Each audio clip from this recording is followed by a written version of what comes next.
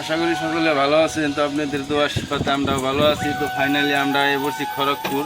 তো খড়গপুরে এই যে দেখেন গরুর মাংস, হিমন্ত মামা আমাকে গরুর মাংস খাবার দেয় না। এই যে বেঙ্গলে 200 টাকা কেজি গরুর মাংস কিনে নিয়ে এলাম, 2 কেজি 400 টাকা। এই যে আলু চালু সব রেডি করছি, মশলা টসলা সব রেডি করতেছি, এদিকে কড়াই বহাই দিছি। তো ফুল রেসিপিটা দেখতে থাকেন, আশা করি ভালো লাগবে। আর ভালো লাগলে লাইক কমেন্ট শেয়ার করে দেবেন। মাংস অন্য স্টাইলে তো সব কিছু দিয়ে নেবো, দিয়ে একদম মানে মিশাই আদা রসুন সব মরিচ সব দিয়ে আছে।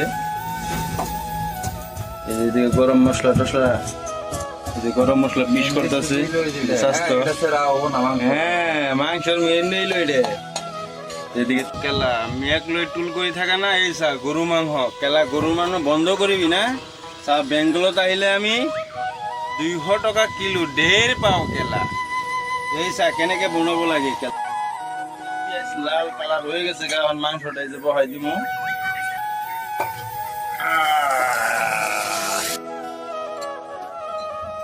কেলা এসা ফাইনাল লুক, কেলা মাংস বানাইছো চা।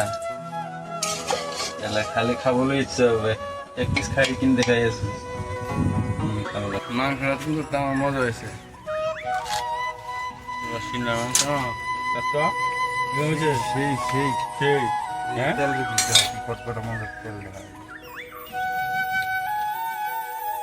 মাংস খেয়ে কিরম স্বাদ পেলে? হ্যাঁ, সেই স্বাদ না? ওটাতে এই যে যাত্রী গাড়ি আছে সব 2 কেজি 2 কেজি মারি দিতে আছে ভাই, কিরম স্বাদ? সেই স্বাদ না?